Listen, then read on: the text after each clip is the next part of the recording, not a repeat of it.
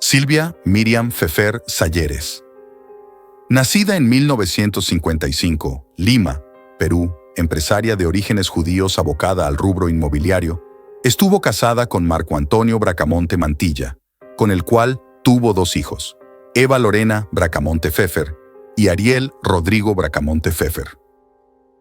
Los 2 tenían pareja cuando ocurrieron los hechos. La pareja de Eva se llamaba Liliana Castro y la pareja de Ariel se llamaba Julio Moscol.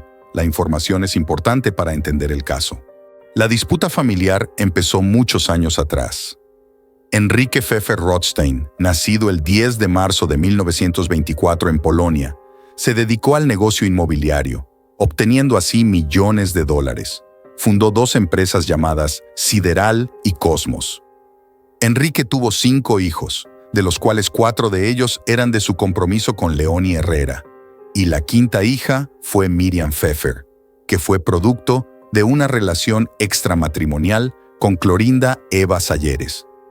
En una ocasión, Enrique Pfeffer denunció a Clorinda y a su hija Miriam por envenenamiento. La denuncia lo puso el 25 de noviembre de 1999. En la nota tomada por la policía, tenía el siguiente relato. Enrique era diabético. Miriam, sabiendo esto, obligó a su padre a comer un pedazo de pastel con un potente narcótico, diciendo que era edulcorante. La madre de Miriam intentó inyectarle con una jeringa que contenía una cantidad considerable de glucosa, pensando que ya estaba soñoliento por la torta. Él dijo que querían envenenarlo para que así madre e hija puedan quedarse con la fortuna. Antes de que Enrique falleciera, decidió cambiar la fortuna que le pertenecía a Miriam y dársela a Eva. En ese momento, Eva tenía 15 años, pero había un trato que tenía con su madre. Al cumplir los 18 años, Eva le daría la totalidad de la herencia a Miriam, pero al parecer, ellas no se llevaban nada bien. En una oportunidad, Miriam se enteró de que su hija Eva había sido expulsada de su universidad por estar involucrada en un disturbio, por lo cual Miriam decidió mandarla a su hija a Israel, para que así ella pueda hacer el servicio militar y al menos pueda corregir su comportamiento. Eva, antes de irse, tuvo que dejar un documento firmado para que así su madre pueda tener control total de la herencia, mientras ella estaba en el extranjero. Desde ese entonces, madre e hija no se llevaban nada bien, pero un día todo eso cambió. La madrugada del día 15 de agosto del año 2006, la agraviada Silvia Miriam Pfeffer Salleres fue hallada en el interior de su domicilio, ubicado en la calle Paul Harris, número 219 del distrito de San Isidro, tendida en el piso, al costado de su cama dentro de un charco de sangre, por su mayordomo Simeón Erasmo Huarcaya Cancho, quien ingresó a la habitación llevando los diarios del día, ante lo cual alertó a sus hijos, Eva y Ariel Bracamonte Pfeffer, quienes se encontraban en el interior del inmueble, en sus respectivos dormitorios, pretendiendo darle los primeros auxilios. Posteriormente, con la concurrencia de los paramédicos y médicos, se llegó a determinar que la agraviada había fallecido por asfixia mecánica, por estrangulamiento, con un elemento constrictor en el cuello, lo que se verifica con el protocolo de necropsia, precisando que el autor del hecho ingresó al domicilio, se desplazó por el interior, ingresó a la habitación de la agraviada y sorprendió a la agraviada, quien opuso tenaz resistencia, siendo agredida físicamente con innumerables golpes para doblegar su resistencia, terminando con la uña acrílica rota, en la que se encontró muestras de sangre que fueron sometidas a estudios, pero no fue hasta 2009 que se encontraron más pruebas del asesinato de Miriam Pfeffer. Las muestras de sangre que encontraron en las uñas acrílicas de Miriam corresponden al acusado. Alejandro Trujillo Ospina, quien fue el que en horas de la noche ingresó al inmueble, dirigiéndose específicamente a la habitación de la agraviada, donde le dio muerte para posteriormente salir del inmueble.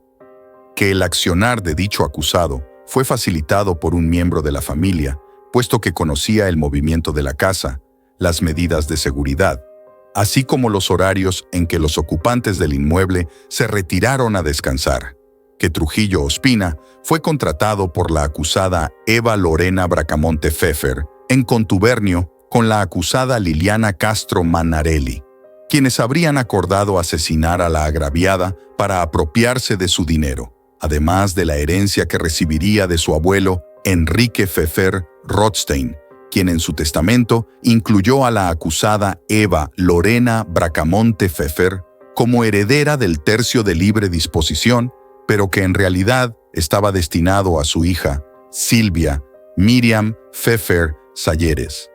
Por lo que al haberse acordado realizar la división y partición de la herencia, la agraviada hizo que su hija, la acusada Eva Lorena Bracamonte Pfeffer, regrese de Israel en junio del año 2006, a quien le indicó que una vez que se proceda a la división y partición de todos los bienes de la herencia de su abuelo, Enrique Pfeffer Rothstein, y se produzca la escisión de la empresa sideral, ella tendría que entregarle la totalidad de los bienes heredados de su abuelo para que a su vez pueda realizar su testamento y dividir dichos bienes en partes iguales entre la procesada y su hermano, Ariel Bracamonte Pfeffer, siendo el caso que la acusada Eva Lorena no quería compartir su patrimonio, por lo que con la acusada Liliana Castro Manarelli decidieron asesinarla contratando los servicios del acusado Trujillo Ospina, quien en su condición de ciudadano colombiano ingresó al país con dicha finalidad. Según la necropsia realizada al cuerpo de Miriam, ella había fallecido entre las 11 de la noche y 2 de la madrugada. Miriam tenía raspones en el cuerpo, un moretón en el ojo izquierdo, marcas en el cuello, moretones en el torso y una herida abierta en el muslo derecho. Estas marcas son producto de la fuerza que ella ejerce al querer defenderse. Los datos de dónde ocurrieron los hechos son muy importantes para entender este relato. El domicilio donde sobrevinieron los hechos es una residencia ubicada en la segunda cuadra de la calle Paul Harris, número 219, del distrito de San Isidro, provincia de Lima, Perú. Por el lado izquierdo, el inmueble está junto a un vivero municipal, donde siempre hay un encargado de cuidarlo. Por el otro lado está la calle Paul Harris, que es una avenida de 2 carriles en un solo sentido. Por la parte posterior tiene un parque privado que da a una serie de casas, pero es un parque cerrado y, por el otro lado, tiene vecinos a otras casas. El domicilio cuenta con 2 pisos. Su hija Eva Bracamonte Pfeffer dormían en el segundo piso y en una zona mucho más cerca a la parte que colinda con la calle Paul Harris. Y su madre dormía en la primera habitación del primer piso, mucho más cerca al parque privado que está en la parte posterior de la casa. El inmueble tiene 3 puertas de ingreso. Una conduce a la cochera, otra conduce al lobby principal de la casa y está cerca de la escalera que conduce al segundo piso, y una parte posterior que es la puerta que da hacia el parque privado, o si se ve desde afuera, da al jardín de la casa misma. El parque privado no está al mismo nivel del jardín de la casa, está a un nivel más bajo. Hay un muro que divide el jardín de la casa con el parque privado. Al otro lado está el vivero. Al otro lado del muro, la altura del jardín es un poco más baja. Por lo tanto, es mucho más difícil escalar el mismo muro que se escaló para poder entrar a la casa, y no hay ningún tipo de reja ni ningún tipo de herramienta que uno pueda utilizar para escalar esa pared. Es imposible escalar un muro desde dentro. Tenemos el jardín que colinda con el parque privado y luego una construcción en L, que consiste en la infraestructura de la casa, que es la parte construida, que tiene todo un perímetro de vidrios, pero también de rejas aseguradas con candados.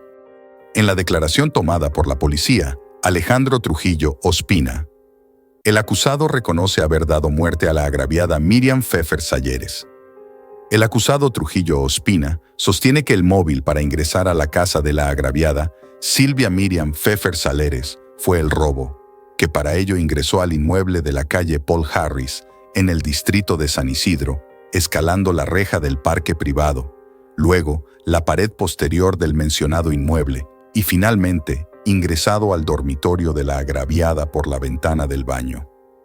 Sostiene además que la muerte de la agraviada fue casual. En la reconstrucción de los hechos, el acusado Trujillo Ospina refiere haber ingresado escalando la pared posterior de la vivienda y luego por la ventana del baño del dormitorio de la agraviada. Dicho acusado, para salir de la habitación de la agraviada, no solo tuvo que pisar el inodoro del baño, sino también el muro en el que se apoya el inodoro, además de haber apoyado sus manos en la parte superior e inferior de la ventana. Trujillo Ospina también refirió que su pantalón y sus manos se mancharon de sangre. La policía, al escuchar la declaración de Alejandro, quedaron con más preguntas, ya que él no tenía ningún motivo para acabar con su vida. Los principales sospechosos en este caso fueron personas cercanas a su círculo social, como sus hermanos, sus hijos y hasta su mayordomo. Pero esto fue confirmado cuando Alejandro declaró que el culpable era un familiar cercano de Miriam.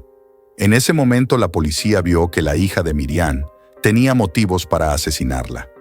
En la declaración de Liliana Castro, manifestó que estudió Ciencias de la Comunicación y luego se cambió a Administración cuando trabajó en la empresa Sideral SAC. Además, señala que conoció a Eva Lorena Bracamonte Pfeffer aproximadamente el 17 de junio del 2006 en una discoteca de Miraflores, quien le presentó a su hermano Ariel, y que fue Eva quien le dio su email para hablar. También señala que fue Ariel Bracamonte Pfeffer quien le comunicó lo que sucedió con la señora Miriam Pfeffer, y que a razón de esto es que ella decide ir a la casa de Eva y Ariel, quedándose con ellos hasta las 9 de la noche. Sin embargo, después del entierro, ellos le pidieron a ella y a Julio, pareja de Ariel, que se quedaran. Es así como ella se quedó con ellos los 8 días de luto de la tradición judía. También el papá de Eva y Ariel se quedó con ellos una semana, y señala que Ariel botó de la casa a Julio por problemas de pareja, ya que él no aportaba dinero para mantener la casa. En cambio, Liliana se quedó porque había nacido un sentimiento entre ella y Eva. Es por ello por lo que se quedó a vivir ahí hasta el día de su detención. En la declaración de Eva, manifestó que en la casa de Paul Harris vivía con su madre, su hermano, los 4 perros, Simeón el mayordomo y una empleada que iba durante el día. Señala además que la distancia entre su cuarto y el de su mamá era larga. Aparte de que estaban en diferentes pisos, estaba el pasadizo, las puertas que dividían el pasadizo y las escaleras. Después de los hechos, se han hecho modificaciones a la casa, a raíz de que en el 2007 las oficinas de Sideral se mudaron al 2º piso. Ella bajó a dormir en el dormitorio que era de su mamá, poniéndose una puerta que dividía el ambiente. Y a fines del 2008, remodelaron el cuarto como un regalo de cumpleaños. Cuando vivía su mamá, Simeón era el encargado de la seguridad, pero como él solía olvidarse, su mamá le encargó a Ariel que revisara que Simeón cierra las puertas cada noche. Pero la verdad es que nunca vio que Ariel revisara las puertas. Eva menciona que hubo un problema en la universidad en el 2005, del cual se enteró su mamá cuando ella estaba en Israel. Ella iba a la universidad, pero no entraba a clases. Por eso la desaprobaron. Su mamá se sintió muy decepcionada. Viajó a Israel en diciembre del 2005, lo cual significó un golpe para su madre, pero no dejaron de tener comunicación. Ella la perdonó. Es así que retornó de Israel el 3 de junio del año 2006.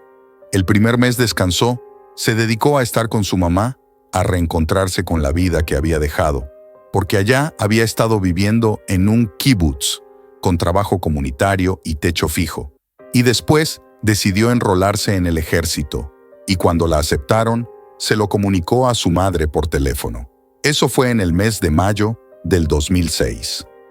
Tenía 3 meses antes de empezar el servicio militar. Iba a empezar el 11 de septiembre. Encima, le dijo a su madre que se iba a la República Checa a visitar la casa de un escritor que le encantaba. Su madre reaccionó desesperada. Le dijo que ella tenía que venir a Lima a despedirse de su madre. Ella le mandó el pasaje de venida a Lima y de vuelta a Israel. En julio decidió meterse a clases de inglés y francés. No recuerda si siguió el inglés en agosto.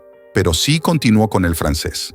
Se notaba que su madre trataba de que se quedase en el Perú, pues le había remodelado su cuarto con sus colores favoritos, lo había llenado de peluches y fue a recibirla al aeropuerto con una rana grande. En un primer testamento, su abuelo dejaba el tercio de libre disposición, mitad y mitad, a su madre y a su tía Sonia. Eso era de conocimiento de todos los hermanos. Cuando su abuelo fallece, recibieron una llamada tomando conocimiento que había un nuevo testamento. Todos se sorprendieron. Nadie sabía a qué se debía. Fueron todos a una notaría en la punta. Ella se quedó en su casa. Y cuando regresaron le bromeaban con que ella era una quinceañera millonaria. Por otra parte, Ariel también declaró y dijo que, tras la muerte de su señora madre, vivió en la misma casa con Liliana Castro Manarelli y Julio Moscol, por un tiempo bastante corto, de aproximadamente 2 meses. Terminó de vivir en esa casa en el mes de abril o mayo del año 2007, aproximadamente. En el año 2007, en un mensaje de texto del celular de su hermana al celular que él tenía en ese entonces, se le indicaba que debía abandonar el domicilio y que su hermana pondría garantías contra él en la policía. En ese entonces era menor de edad, pero que no le quedaba ninguna otra salida, ya que la casa legalmente estaba a nombre de su hermana. Quiere recalcar que la casa tenía una serie de mecanismos de seguridad que no permitían el ingreso a la casa con un juego de llaves, por ejemplo, o escalando los muros del domicilio. El día 14 de agosto del año 2006, en que se asesinó a su madre, efectivamente vio que el señor comenzó a colocar las medidas de seguridad y se imagina que terminó como siempre de colocarlas. Cuando fue a despedirse de su madre, las medidas de seguridad ya estaban colocadas. El 15 de agosto, como todos los días de la semana, tenía colegio y ya estaba despierto cuando el señor Simeón Huarcaya lo levanta, le toca la puerta de la habitación y le dice que su madre estaba mal, que se encontraba mal de salud. No le dijo las condiciones exactas en las que la había encontrado. Lo primero que atinó a hacer fue colocarse un pantalón, una chompa, a vestirse bien formal, porque imaginó que iba a tener que llevar a su madre a la clínica. Cuando bajó a la habitación, intentó revivirla, darle respiración boca a boca, levantarle las piernas para que la sangre fluyera a la cabeza.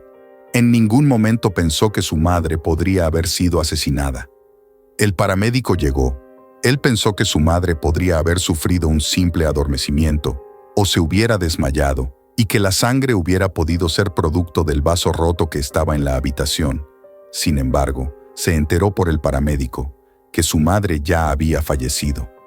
Su madre estaba bañada en sangre cuando volteó el cuerpo de su madre para tratar de darle respiración boca a boca, porque el cuerpo estaba boca abajo. Se ensangrentó mucho más, pero sí había un charco de sangre bastante amplio, y esa es la razón por la cual su pantalón jeans, que tenía en ese entonces, se manchó de sangre.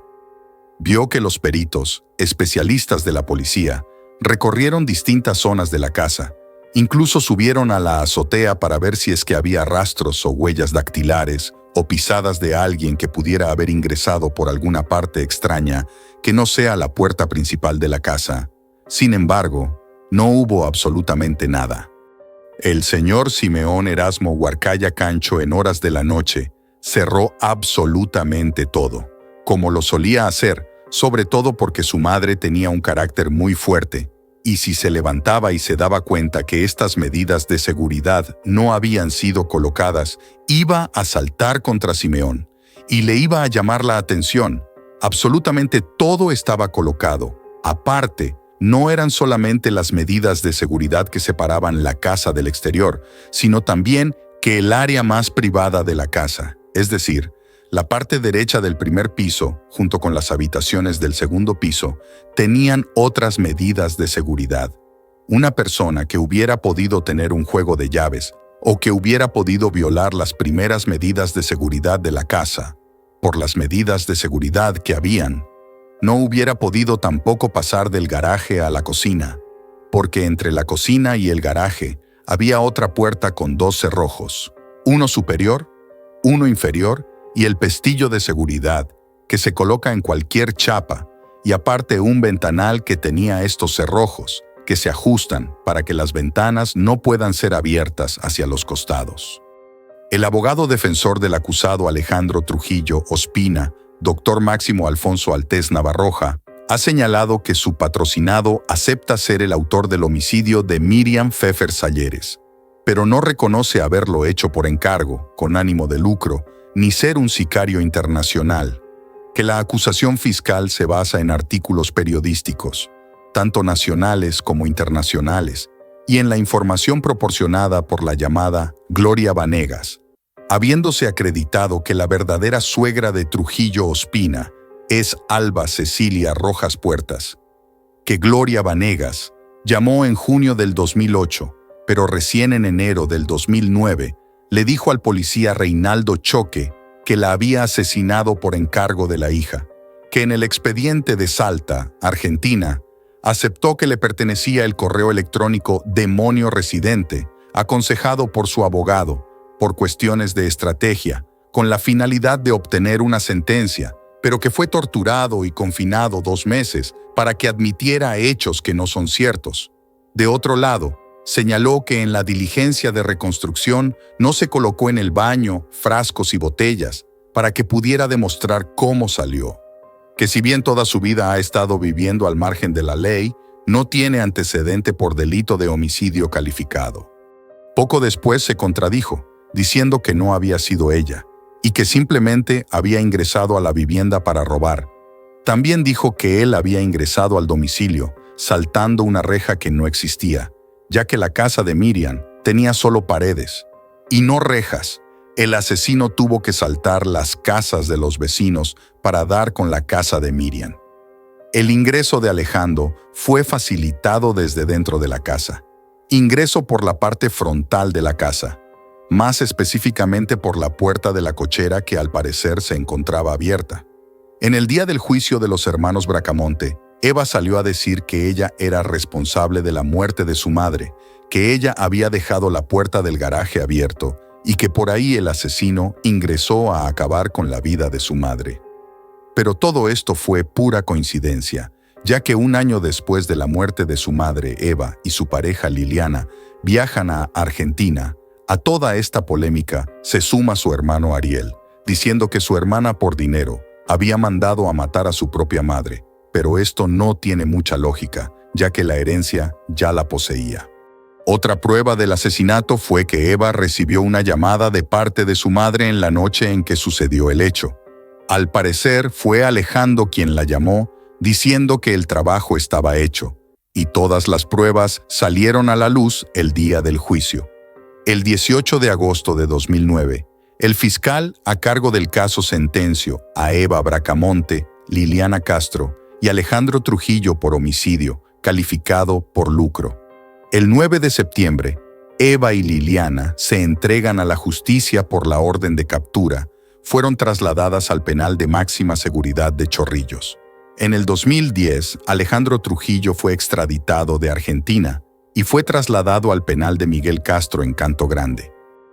El juez pidió 35 años de prisión para Eva y Liliana, con un pago de reparación civil de 900,000 soles. El 11 de septiembre, luego de 36 meses de estar en la cárcel sin sentencia, ambas mujeres fueron liberadas del penal de mujeres para cumplir arresto domiciliario en casa separada. Finalmente, Eva fue sentenciada a 35 años de cárcel por ser la autora intelectual de la muerte de su madre, mientras que Liliana fue absuelta por falta de pruebas.